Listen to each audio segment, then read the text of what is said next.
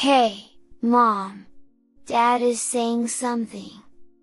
Lucas said this while staring at Ryan's portrait. Of course, the Ryan in the portrait remained still, not moving at all. Lucas's spiritual sensitivity must have kicked in again. Lucas, stop it. Come over here and play with Mom. Okay. But, Dad is really angry. He's saying, it was her who pushed me into the road. When Lucas pointed to the person, we couldn't believe our eyes. My name is Catherine. I'm a homemaker in my 60s. Right now, I live with my husband, David, in the penthouse of a luxury high-rise condo. I love the view from this place, while enjoying freshly brewed coffee and some sweets. The sunlight comes in beautifully in the morning, and at night, the view of the city lights is stunning. Honestly, I never thought we'd be able to live like this. I'm really grateful to you. This is the kind of moment where you'd expect to be sipping champagne and nibbling on cheese while gazing at the night view. But for us, coffee and some sweets just feel right. We haven't always lived this dream-like life. It's only recently that we've been able to enjoy this lifestyle. My husband, David, is now the CEO of a major corporation, but the road to get here was anything but smooth. We got married in our 20s, but neither of us came from wealthy families, so we had no choice but to make our own way financially. David worked late every night, and I took on part-time work cleaning offices while raising our child to make ends meet. I'm sorry for all the hardship. I promise that one day I'll make things easier for us. So let's keep going. Don't worry, I'm here to support you. Let's do this together. Even during those tough times, we lived with consideration for each other. One of our little indulgences during those hard days was to occasionally buy some sweets and share them. All that hard work paid off 8 years ago. David, who always had a knack for his work, was promoted to the board of directors after years of dedication. After that, he left the company, fulfilled his dream of starting his own business, and eventually became the CEO. He's still busy with work, but he makes sure to take weekends off, and we spend quality time together. Our relationship is going strong. Lately, David has been talking about finding a successor. Considering his age, he's been thinking about passing the company on to our only son, Ryan, in the future. Then one day, as I was doing the dishes, I heard a ringtone from my phone behind me. I quickly wiped my hands and picked up the phone to see Ryan's name on the screen. Hello. Hey, Mom, it's been a while. How've you been? I'm doing well, thank you. It's rare for you to call. After I said that, Ryan started speaking with a slightly embarrassed tone. Actually, there's someone I want to marry. Can I bring her over to meet you? My little Ryan had grown up and was about to start his own family. It was such wonderful news, and I felt a sense of relief. Congratulations, of course, you can. I'm looking forward to it. The day Ryan was going to bring his fiancée over, I was so nervous that I couldn't sit still. What should I wear? Does she drink coffee, or maybe tea? Seeing me in that state, David smiled and said, "Relax. As I was bustling around getting everything ready, the doorbell rang. We're here. A few moments later, Ryan and his fiancée walked into the house. Nice to meet you. I'm Emily. I brought a little something for you. Emily said this as she carefully handed us a paper bag filled with sweets from a well-known shop. Oh my, thank you so much. Let's all enjoy them together. If we're having sweets, coffee would be perfect, I said to myself as I prepared the coffee. Emily had a graceful and refined demeanor. Her way of speaking and choice of words also reflected her elegance. It seemed that she worked for a major corporation, and she planned to continue working after marriage so that the financial burden wouldn't fall solely on Ryan. Ryan, she's such a wonderful person. You're a lucky guy. Oh, please, stop kidding me, David. Mom, Dad, next time, you've got to meet Emily's family too. Of course, Emily, have a good life with our son. We congratulated Ryan and Emily on their engagement with big smiles, and they looked incredibly happy. From that point on, everything moved along smoothly, from meeting both families to planning the wedding. Emily's family consisted of her parents and her younger sister, Christy. As I initially thought, Emily came from a refined and well-grounded family. I heard that Emily's parents had been running a business for many years. Christy, her sister, was also a career woman, just as accomplished as Emily. Emily, I'm so glad you found such a great guy. I hope I can have a happy family too someday. But for now, work is my boyfriend. Emily's family was very easy to talk to, and I felt like we were going to become one big happy family. Following Emily's parents' desire to throw a grand celebration for their eldest daughter's once-in-a-lifetime event, the wedding was attended by 300 guests. Although the cost was a bit daunting, we agreed with Emily's parents, as we also wanted to celebrate Ryan. Surrounded by many relatives and friends, Ryan and Emily's faces were filled with joy. Now that I'm a mother-in-law thanks to Emily, I can't wait to become a grandmother. Mom, the wedding just ended. It's too soon for that. I couldn't help but daydream about the grandchild we might have one day. 2 years later, Ryan and Emily were blessed with a child, a boy named Lucas. He was our first grandchild and absolutely adorable. Lucas, it's Grandpa. Lucas, it's your Aunt Christy, not an old lady. Lucas was like the star of the family, brightening up the room just by being there. During holidays like Thanksgiving and Christmas, Ryan and Emily would often bring Lucas to visit both her family and ours. Spending time with Lucas, playing with him, and having meals together became my greatest joy. Surrounded by warmth and love, Lucas grew up well. But when Lucas turned 3, things started to change. One day, Lucas suddenly said, "Why did you leave? Why are you going away?" "Lucas, no one's there. Come back over here."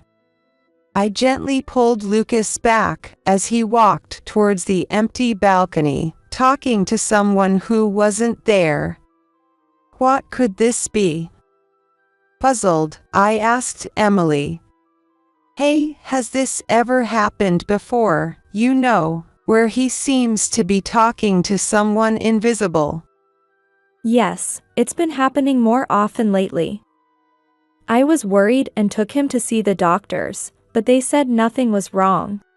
They say that even kids can have strong spiritual sensitivity, which can cause behavior like this. We'll just have to keep an eye on him. Lucas was so precious to me. But this strange behavior left me with an uneasy feeling in my chest. Unaware that Lucas's mysterious ability would later trigger a certain incident. Some time passed, and then one day, Catherine, something terrible has happened. my husband shook me awake in the middle of the night, and I groggily sat up. What is it? What's wrong, waking me up at this hour? Emily just called. Ryan was in a car accident, and he's in critical condition. What? Everything after that is a blur. Before I knew it, I was at the hospital, rushing to Ryan's room. But Ryan had already passed away. Ryan. Don't leave me and Lucas behind. Please. My husband and I stood there, stunned, unable to process what was happening. Emily was holding Lucas and crying as she clutched Ryan's hand. It wasn't until later that the crushing reality hit me, and an overwhelming sorrow took hold of me. This can't be real. Ryan, please open your eyes, Ryan. I cried until I had no tears left, held in my husband's arms. I had never seen him cry out loud like that before. Afterward, I couldn't bring myself to do anything, and I stayed holed up at home. At first, everyone around me was also consumed by grief, struggling to eat or sleep. We were just sad. But time has a way of healing, and slowly, those around us began to recover. But inside me, there was still a gaping hole. My husband tried to get me to go for walks to clear my mind, and Emily and Lucas would come by to check on me, but I couldn't move forward. Time just kept passing me by, leaving me behind. And before I knew it, it was already the 1-year memorial for Ryan. Time flies so fast, it feels like just a moment ago, Ryan was here, looking so happy.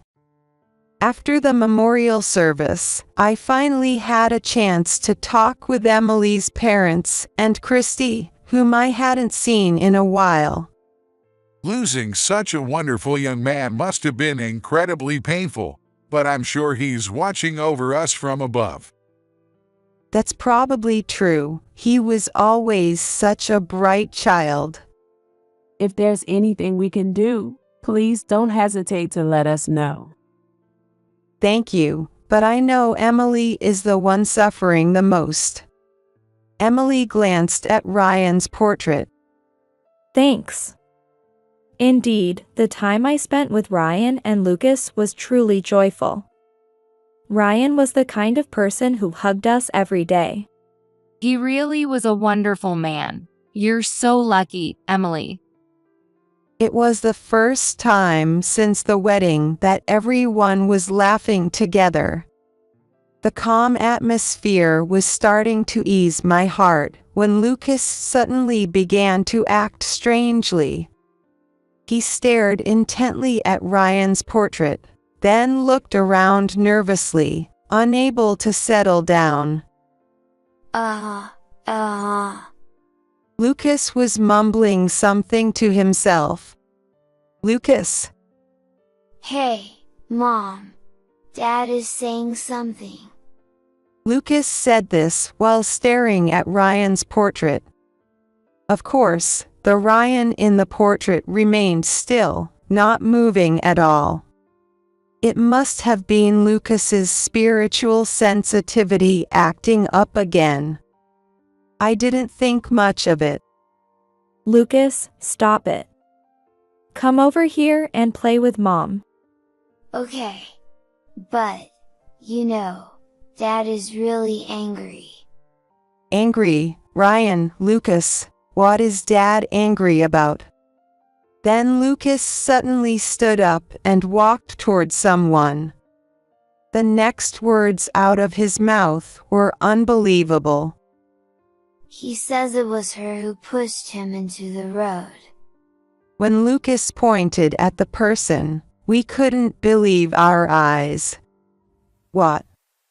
It was Emily's sister, Christy. Hey, cut it out, Lucas. What are you talking about? Come on, let's go play over there. No, I won't go. Dad said I shouldn't go near Aunt Christy. He said she's the one who did it to him. Lucas spoke firmly, with a strength in his voice that caught everyone off guard. The once peaceful atmosphere suddenly became tense as everyone's eyes turned to Christy. Christy, what is this about? Stop it, Lucas. Enough with the jokes. You shouldn't say things like that. Everyone, please don't believe him, okay? I'm not feeling well, so I'm leaving. Unable to bear the situation, Christy quickly ran out of the room. Wait, Christy. What's going on? Not understanding what was happening, everyone followed after her. We spent hours searching for Christy, but she was nowhere to be found. We checked the nearby park, the area around her home, and called her phone multiple times, but she didn't answer. As evening approached, we noticed a small crowd gathered near the river bank. Through the crowd, we saw Christy. Stop it. Let go of me. When we finally found her and rushed over, we saw several police officers surrounding her. As we approached, one of the officers noticed us and quickly walked over. Excuse me, that's my sister. What's going on here? Christy is being arrested on suspicion of murder. What? It turns out that there were several suspicious points surrounding Ryan's car accident, and the police had been investigating it ever since. There were very few witnesses since it happened late at night, but inconsistencies between the driver's statement and the dashcam footage raised concerns. The police had been quietly investigating Ryan's accident as a potential crime, and now, at this moment, Christy was being arrested as the prime suspect. It seems the police had been keeping an eye on her for some time. I didn't do it. Let me go. Christy's parents could only watch helplessly as she was taken away, struggling against the officers. Watching Christy being taken away, we all stood there in disbelief, as if we were caught in a bad dream. After Christy's arrest, our spirits were completely drained. Ryan's accidental death, followed by Christy's arrest, it was no wonder we were exhausted after such a string of events in just 1 year. But why was Christy, a member of our own family, the culprit? During questioning, Christy reportedly said, When my sister first introduced me to Ryan, I thought, I want him for myself. I kept telling Ryan to date me instead of her, but he never even glanced my way. So, I wanted him gone. It was an act driven by Christy's jealousy towards Emily, a selfish and cruel crime. Learning this, Emily was utterly devastated, her mental state taking a severe toll. She had lost her husband to her own sister, who was now in police custody. Christy remained silent after that, and while it was clear her actions were selfish, many details of the incident remained unknown as time went on. Both families were shrouded in a dark cloud, but we had to keep living, facing forward. Over time, everyone stopped talking about the incident. One day, as my husband and I were relaxing in the living room, he broke the silence. You and I are both nearing our 70s. I always wanted Ryan to take over for me, but now I think it's time to pass the company on to the next generation. Let's spend the rest of our days living quietly together. What do you think? You're still full of energy, but with everything that's happened, maybe a quieter life wouldn't be so bad. Though he had kept up a brave front, my husband was undoubtedly tired inside. After discussing it together, he decided to step down from his position and entrust the company to a new successor. A year later, David, I'll do my best starting today. Emily, I'm counting on you. yes, the position of CEO had been passed on to Emily.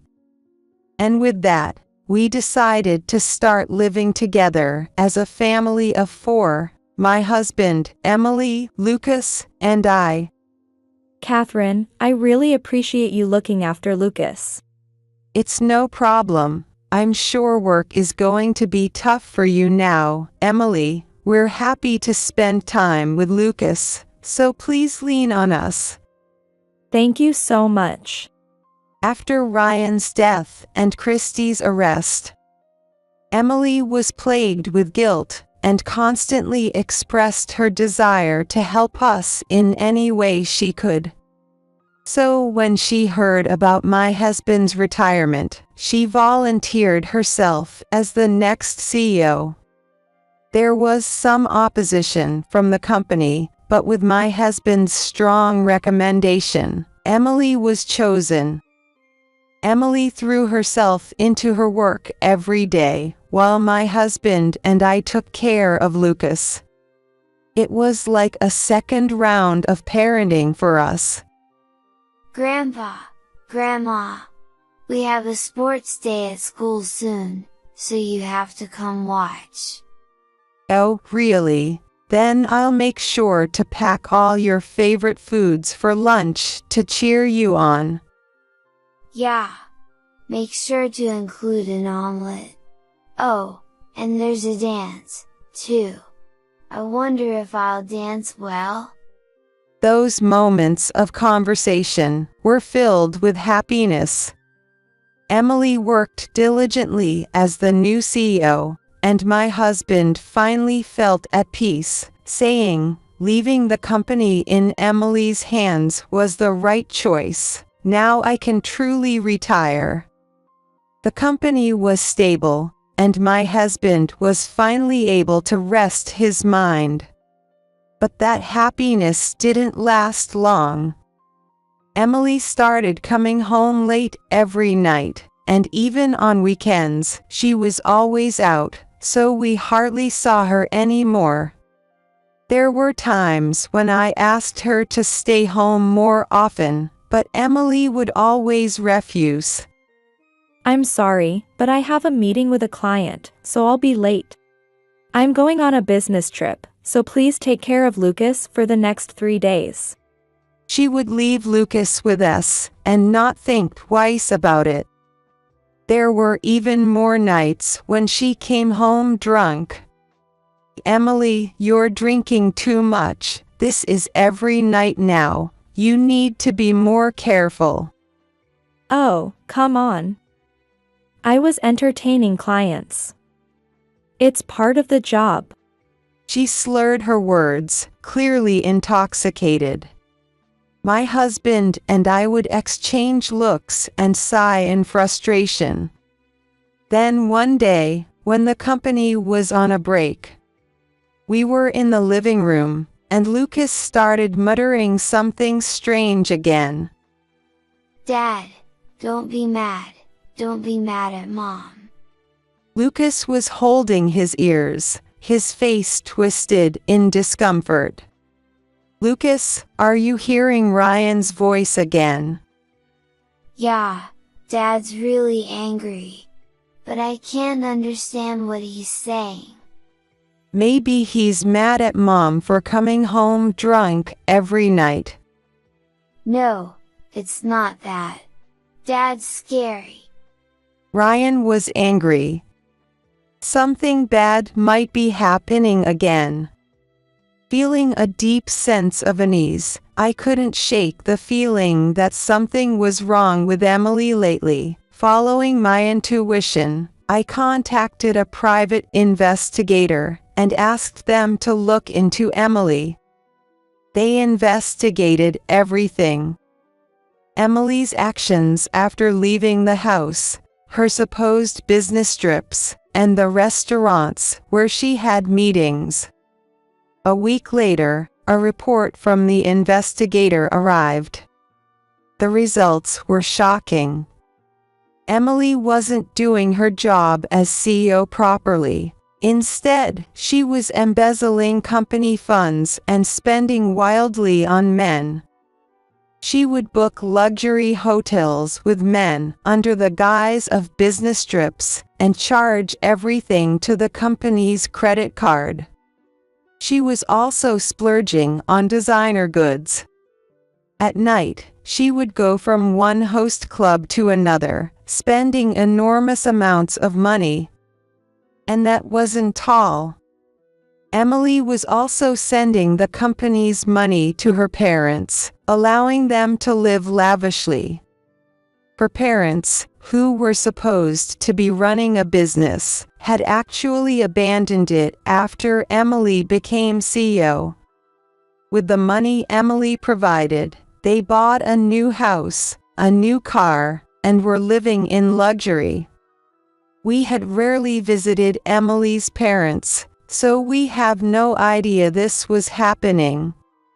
It seemed that Lucas's mutterings were reflecting the truth. I quickly called Emily over. I have a meeting today, so can we make this quick? Without a word, I handed her the investigation report. Take a look at this. What on earth were you thinking? Oh, so I've been caught. Fine, I'll tell you everything. Emily admitted the truth without hesitation, wearing a sinister grin I had never seen before as she continued speaking. I married Ryan for the money. I knew he was a candidate for CEO. But Ryan was so laid back that it seemed like he'd never actually become the CEO. So I figured it would be faster if I became the CEO myself. Emily continued, saying something even more unbelievable. Oh, and I was the one who told Christy what to do. I never expected her to get caught, though. Christy tried to cover for me by saying she acted alone, but this is the real truth. My anger reached its boiling point. What do you think Ryan was to you? This is despicable. Because of you, Ryan is dead. The real despicable ones are you people. Flaunting your wealth and privileged lives. I grew up poor, so I deserve to enjoy myself for once. And my parents are happy too. Emily showed no remorse, and my anger only grew stronger. Your whole family is unbelievably selfish. To kill Ryan just to satisfy your greed. You're not even human. We've been left with scars in our hearts. Only fools get tricked. I had no idea you were this bad. Ryan deserved so much better. Emily, as of today, you're no longer part of this family. You'll also be removed from the CEO position. I'll inform the company myself. Get out now. I'm calling the police. never come back here again. You'll pay for your crimes." Emily laughed maniacally the entire time, as my husband and I handed this vile woman over to the police. It wasn't long before the police arrived, and Emily was arrested. Her parents were also arrested for receiving stolen money from the company. Our family had been caught in a trap set by Emily's family, losing both our son and the company's money. And Lucas lost both his parents. He watched as his mother was taken away by the police. Seeing Lucas like that, my husband and I vowed to protect him no matter what. A few years later, Lucas has grown into a kind and gentle boy, showing no signs of the tragedies that once surrounded him. Grandpa, Grandma, let's take a picture over there. Sure, how about under that tree? It looks lovely. Today is Lucas's middle school entrance ceremony. My husband and I have become his legal guardians, and the three of us now live peacefully together. And since a few years ago, Lucas's strange mutterings have completely stopped. From now on, we'll walk towards a bright future with Lucas. But if anything ever happens again, I hope he'll start muttering once more, so the three of us can continue living happily together.